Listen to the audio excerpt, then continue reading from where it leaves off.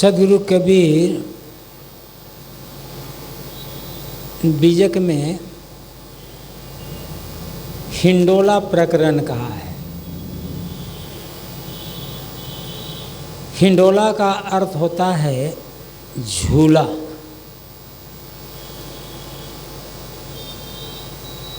प्रायः इधर लोग सावन के महीने में बागों में या घर में झूला डालते हैं। गुजरात में तो हर घर में झूला रहता है, 12 महीना लगा रहता है। हिंडोला प्रकरण साहब ने कहा है। इसमें का पहला हिंडोला है, उसकी पहली पंक्ति और अंतिम की 2 पंक्तियां हैं। 3 पंक्तियों पर हम थोड़ी चर्चा करेंगे। सदगुरु कबीर कहते हैं, भरम हिंडोला झूले सब जग आए। संसार के सारे लोग भरम के हिंडोले में झूल रहे हैं।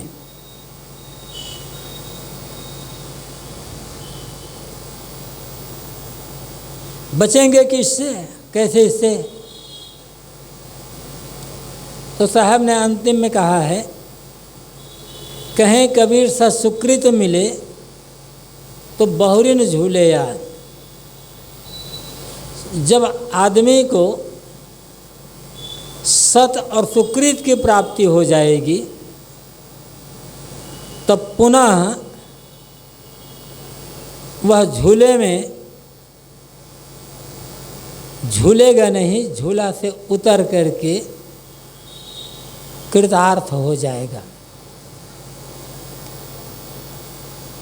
ये झूला सुख दुख का झूला है, जन्म मरण का झूला,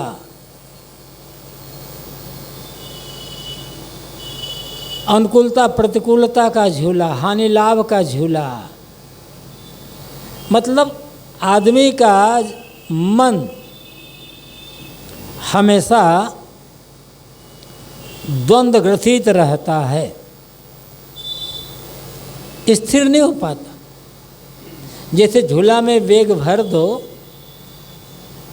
तो झूला स्थिर नहीं होता है, उसे रोकना पड़ता है। ऐसे ही आदमी का मन हमेशा झूला झूल रहा है, द्वंद्व में पड़ा हुआ है, हमेशा द्वंद्व में पड़ा हुआ है। चंचल, परेशान। मूल में क्या है? भरम का हिंडोला है साहब का। भरम, ये भरम क्या है? कबीर साहब ने अनेक जगह भरम की बात कही है। ये भरम क्या है? एक भ्रम तो लोगों को है भूत प्रेत का भ्रम, जादू टोना, शकुन अपशकुन, ग्रह लगन का भ्रम और सब बकवास। दुर्भाग्य यह है कि बड़े बड़े पढ़े लिखे कहलाने वाले लोग भी, जो बड़े बुद्धि के सागर हैं, भूत प्रेत के चक्कर में पड़े रहते हैं, शकुन अपशकुन के चक्कर में पड़े रहते हैं, ग्रह लगन दिशाशूल के चक्कर में पड़े रहते हैं। अरे जिस दिन जाना है उस दिन जहाँ जाना हो वहाँ जाओ। क्या शकुन क्या अपशकुन?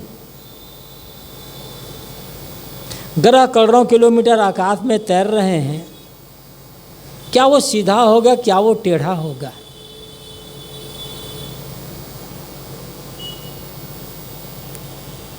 अच्छा काम है, जब करो तब लगन, लेकिन दिमाग में भ्रम छाया हुआ है।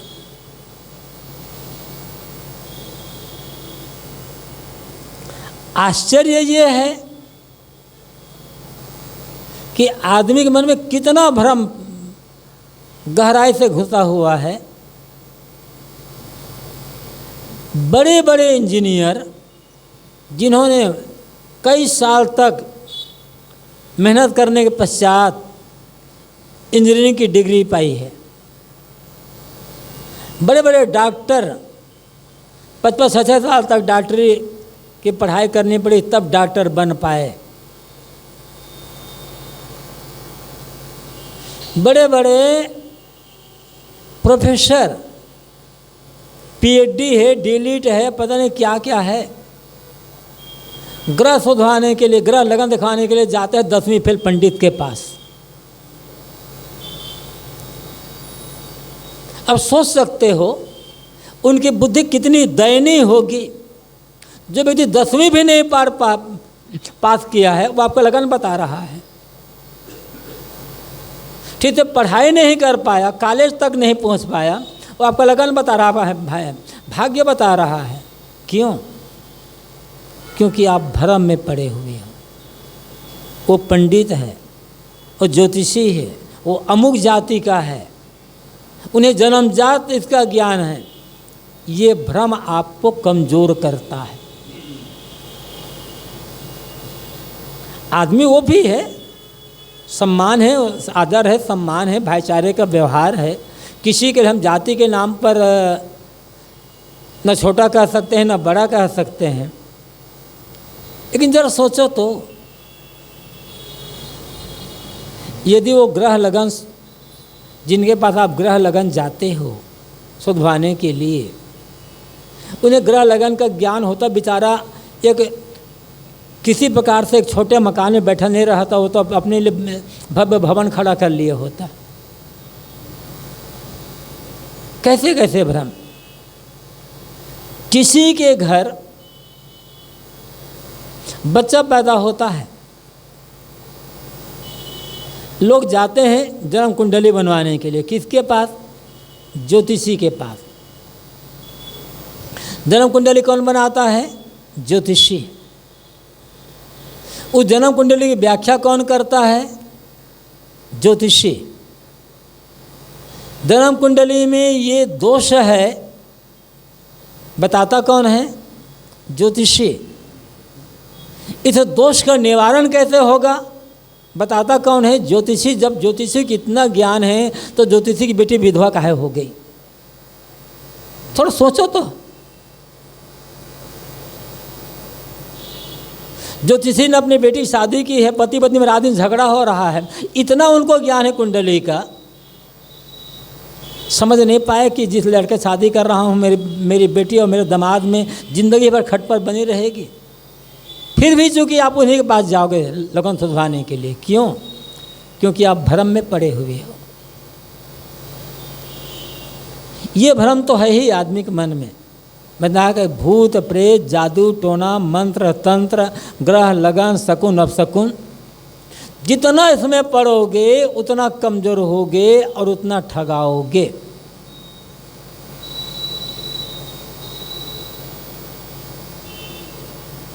ये समझ लो, पूरी प्रकृति में कारण कार्य की एक व्यवस्था है।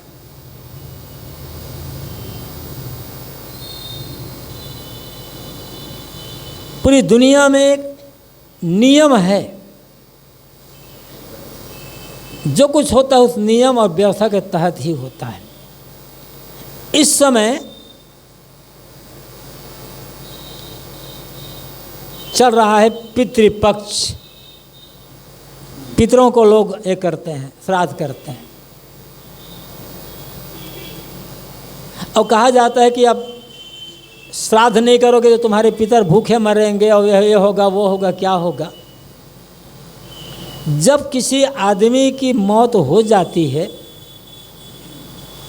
तब कहा जाता है भैया अब इसका अंतिम संस्कार कर दो। शब्द क्या है? अंतिम संस्कार। मतलब अब इस संस्कार पर कोई संस्कार बाकी नहीं है। तब ये श्राद्ध कहाँ से आ गया? शब्द क्या बता रहा है? अंतिम संस्कार। मतलब इसके पश्चात आपसे और कोई संस्कार की आवश्यकता नहीं है। तो ये श्राद्ध और तर्पण कहाँ से आ गया? कमाने खाने का धंधा। क्योंकि आप भ्रम में पड़े हुए हो। जितने भ्रम में पड़ोगे आपको ठगने वाले मिलते रहेंगे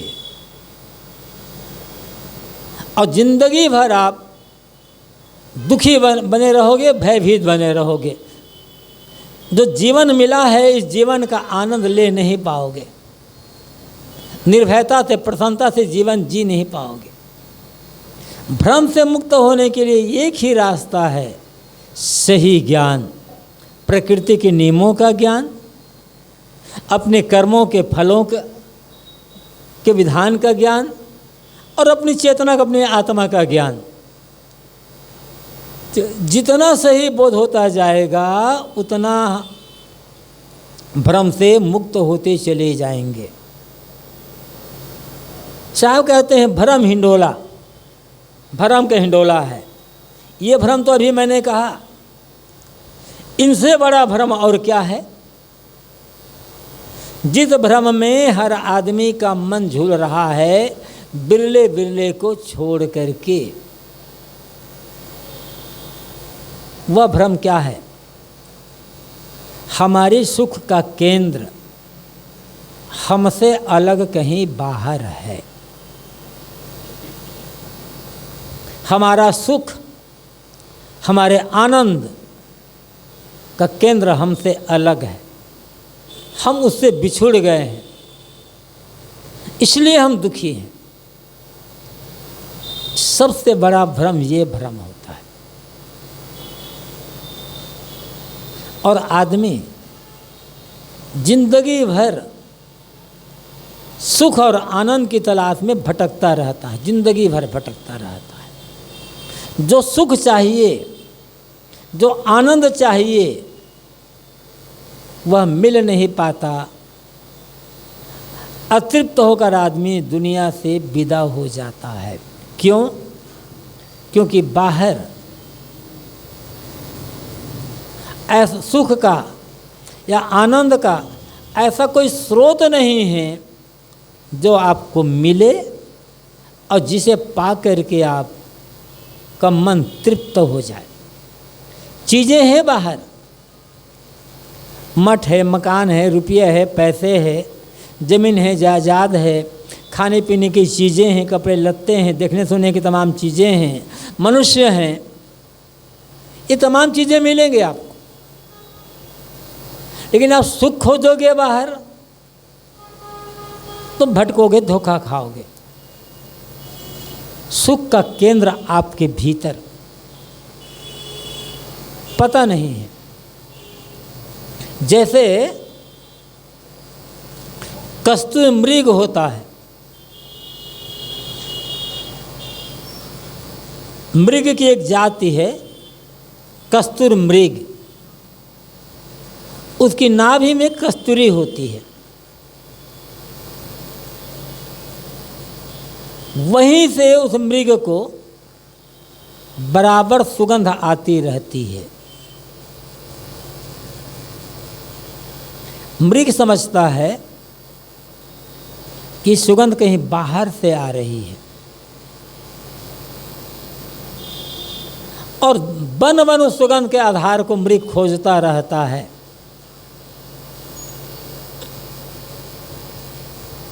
मिलता नहीं, जहाँ जाता सुगंध आती है, क्योंकि कस्तूरी तो उसकी नाभि में ही है, लेकिन पता नहीं है। ठीक यही हालत हम लोगों की भी है। वो सुख की सुगंध, वो परमात्मा की सुगंध, आनंद की सुगंध, उस ब्रह्मानंद की सुगंध भीतर से आ रही है, और हम खोजते क्या हैं? प्राणी पदार्थों में, पद प्रतिष्ठा में, मान सम्मान में, खाने पीने की चीज़ें, दुनिया के भोग ऐश्वर्यों में, अब भटकते रह जाते हैं, जिंदगी भर समझ नहीं पाते हैं। रुपये पैसे, मठ मकान, गद्दी महंती या अन्य जो लोग ये हैं, ये सब जीवन निर्वाह के साधन हैं। इनके सहयोग से जो पदार्थ हैं, भोजन है, कपड़ा है, मकान है, रुपये पैसे हैं, गाड़ी घोड़ा है, इनसे जीवन का निर्वाह होता है। लोगों के साथ मिलजुल करके काम होता है, प्रेम से रहना बसना होता है, एक दूसरे सहयोग से आगे बढ़ते हैं, सुख दुख में सब सहयोगी होते हैं, ये सब अलग बात है। लेकिन वहाँ से हमें सुख मिलेगा, बस यही भ्रम है। एक उदाहरण से समझें।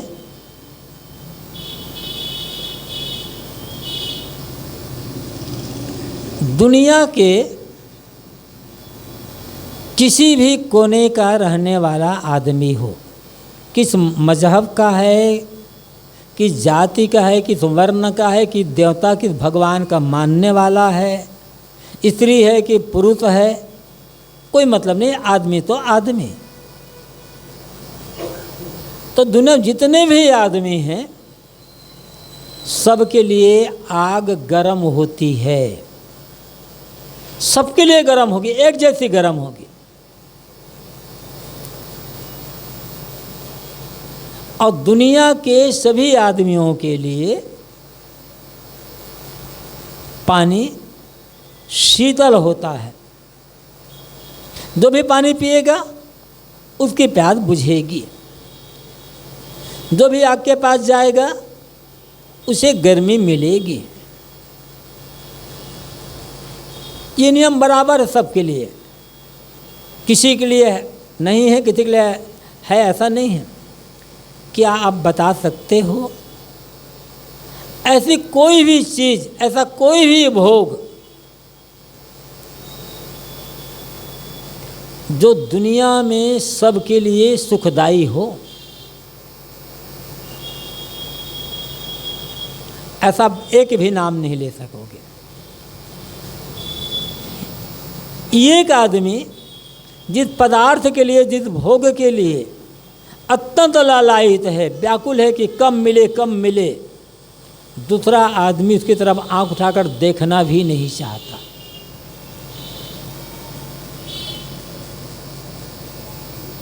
तो कहाँ है फिर सुख?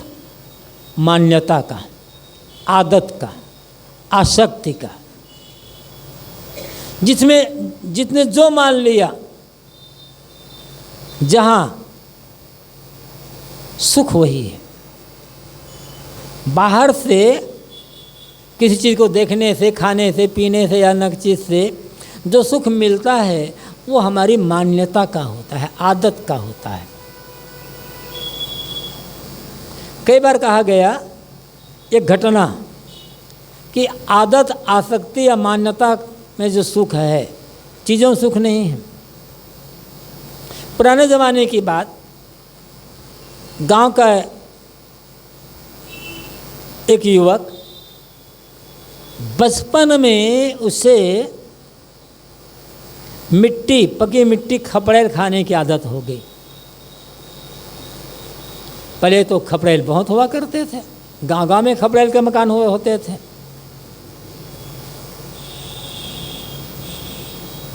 तो उसकी आदत बन गई खपड़ा खाने की। धीरे धीरे बड़ा होता गया, सोचा नहीं, किसी ने टोका नहीं, खपड़े खाने की आदत। जवान हो गया, उसके मित्र की शादी थी। अब मित्र की शादी है तो बारात उसे भी जाना था। बारात जाना था शहर में, एक बड़े शहर में जाना था। आदमी तो गुटखा तंबाकू है तो जेब में भर कर ले जाएगा, खपड़ा थोड़े भर कर ले जाएगा। तो सोचा कि खपड़ा तो हर जगह मिल जाएगा। और वहाँ गया, पक्के पक्के मकान, कहाँ खपड़ा मिले। अब जैसे बीड़ी पीने वाले को बीड़ी पीने की तलब लगती है, गुटखा तंबाकू खाने वाले गुटखा तंबाकू की तलब लगती है, उसे भी खपड़ा खाने की लगी तलब लगी। खोजाया वहाँ खपड़ा, मिला नहीं। तंबाकू मांग सकता था, बीड़ी मांग सकता था, खपड़ा कैसे मांगे? भैया तुम्हारे पर खपड़ा है क्या? अब परेशान करे क्या? लेकिन आदत परेशान कर रही थी।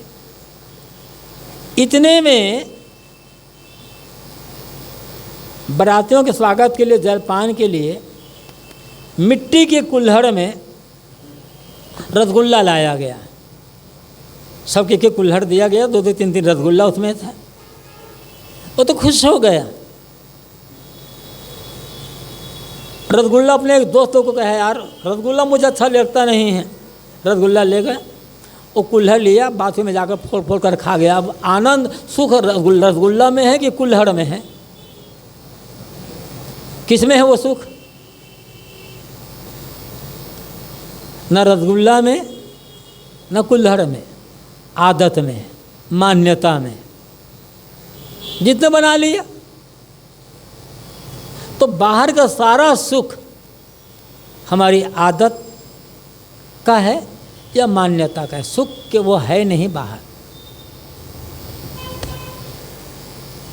मन में संतोष है, साथियों के लिए प्रेम व्यवहार, आदर, सेवा का व्यवहार है,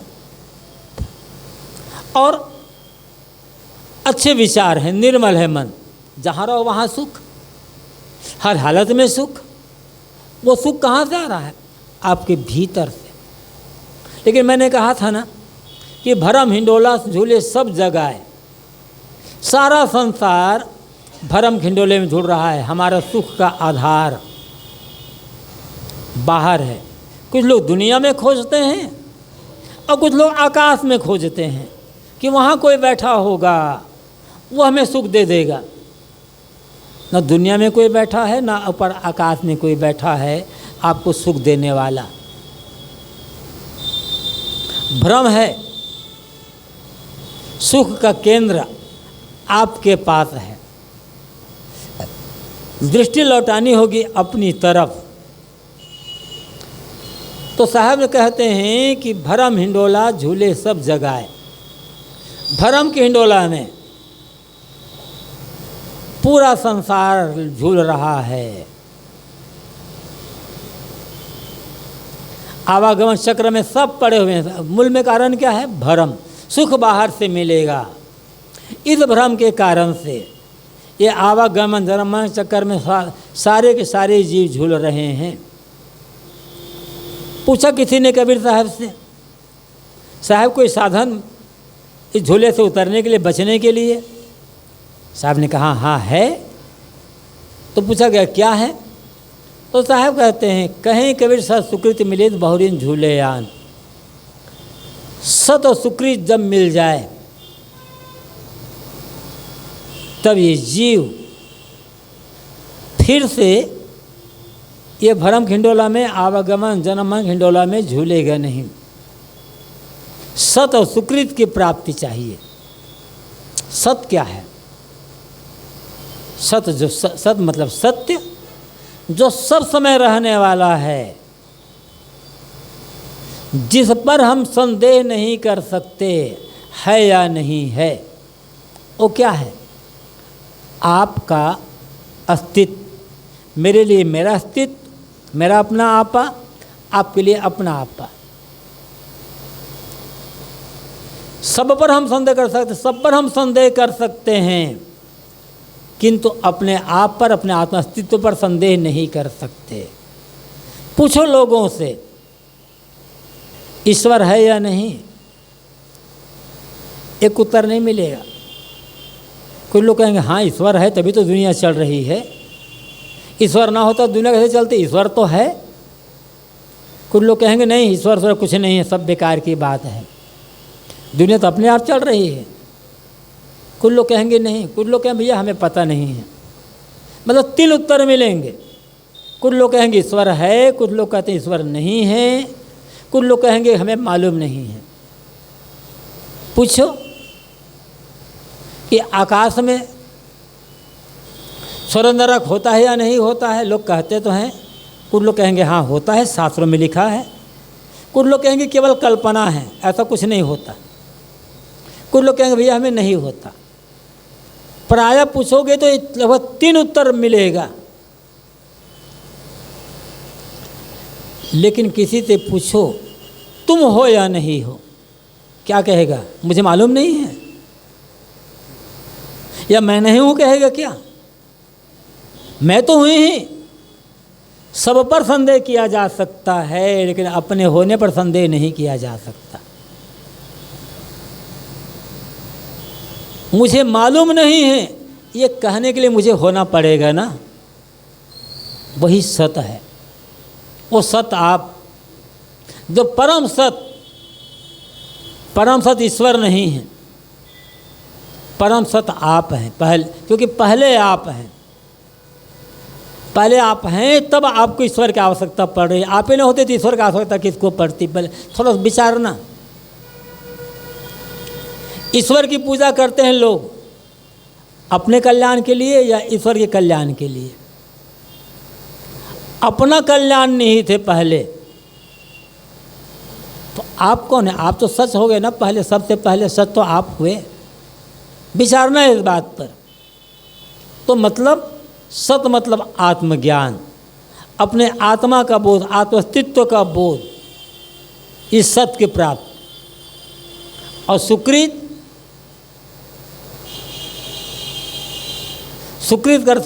के अनेक अर्थ होते हैं। सुकृत का अर्थ पुण्य भी होता है, संत होता है, जिसे अच्छी तरह से कर लिया गया है वो भी होता है। तो सुकृत का अर्थ होता है सदाचरण, उज्ज्वल चरित्र।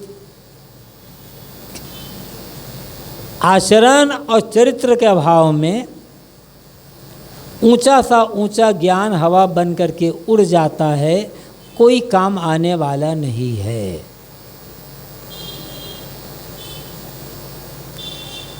सही ज्ञान भी चाहिए और उस ज्ञान के अनुसार से सही आचरण भी चाहिए। जब दोनों मिल जाएंगे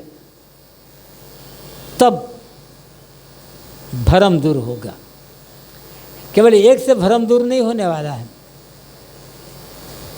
आचरण सही है लेकिन ज्ञान सही नहीं है, ज्ञान सही है आचरण सही नहीं है, तो काम नहीं बनेगा, अधूरा है। साहब इसको दोनों में संक्षिप्त में कहते हैं सत और सुकृत। मतलब निर्भ्रांत आत्मबोध और उस बोध के अनुसार से जीवन की रहनी, शुद्ध रहनी, कथनी और करनी की एकता जब होगी तब। कथनी अलग है, करनी अलग है, तो धोखे का ज्ञान हो जाएगा, अधूरा ज्ञान। इस ज्ञान से काम नहीं आएगा। जब कथनी ज्ञान सच ये है, कथनी और करने का एक हो जाना वही तो ज्ञान है, बाकी तो जानकारी है। जानकारी से दुख दूर नहीं होता है, ज्ञान से दुख दूर होता है। और ज्ञान मैंने कहा कथनी और करनी की एकता, जब जैसी कथनी वैसी करनी, मतलब ज्ञान जीवन में उतर गया, भ्रम दूर हो गया। यही रास्ता है जीते जी दुख से मुक्त होने का, और कोई रास्ता नहीं बचता है। अब पूजा करते हो, पाठ करते हो, नाम जपते हो, माला फेरते हो, ध्यान करते हो, चिंतन करते हो, वो आपकी मर्जी, आप कर रहे हो, अच्छा है, करते रहो। लेकिन जब तक सही ज्ञान नहीं मिलेगा, उस ज्ञान के अनुसार से जीवन का आचरण नहीं होगा, रहनी नहीं होगी, तब तक ये बाहरी कर्मकांड साथ नहीं देने वाला है। और जब सही ज्ञान मिल गया, उस ज्ञान के अनुसार से आचरण हो गया, तब कर्मकांड करो या मत करो, कोई फर्क पड़ने वाला है नहीं। सही ज्ञान और सही आचरण, ये किसी मत पंथ की बात नहीं है कि हिंदू के लिए है, मुसलमान के लिए है, कि साधु के लिए है, कि गृहस्थ के लिए, स्त्री के पुरुष के लिए, ऐसा कोई मतलब नहीं है। ये मानव मात्र के लिए है। सही ज्ञान, सही आचरण। जैसे भूख लगने पर सबको भोजन चाहिए, प्यास लगने पर पानी चाहिए, रोग लगने पर दवा चाहिए, नींद लगने पर बिस्तर चाहिए। ऐसे दुख से छुटकारा पाना है तो सबको सही ज्ञान चाहिए, उस ज्ञान के अनुसार से आचरण चाहिए, तभी दुख से मुक्त हुआ जा सकता है। बस अपनी बात यहीं पर समाप्त करता हूँ। बोलिए सद्गुरुदेव की जय। अभी हम लोग पूज्य श्री साहिब जी के बहुत सुंदर विचार श्रवण कर रहे थे। कार्यक्रम समापन की ओर है। समापन पूर्व एक भजन श्रवण करें।